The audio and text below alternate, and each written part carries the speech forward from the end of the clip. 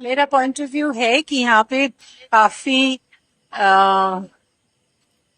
Religion के लोग रहते हैं, मजहब के लोग रहते हैं जो एक गॉड में विश्वास करते हैं, सिंगल गॉड,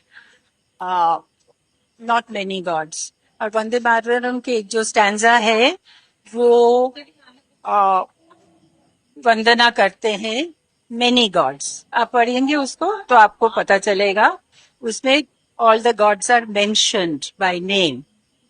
तो वो जो एक रिलीजन में विश्वास करते हैं उनके लिए मुश्किल है कहना कि वंदे काली, वंदे दुर्गा, वंदे, मुश्किल है।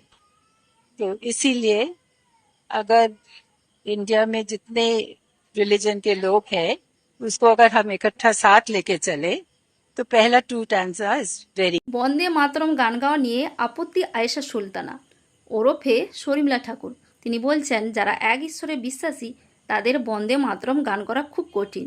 যে তার নাতির নাম তৈমুর রাখতে পারে, এই তৈমুর নামের ব্যক্তি ভারতবর্ষকে আক্রমণ করেছিল, সেই তৈমুর নাম বেছে বেছে কিন্তু তার নাতির নাম রেখেছে।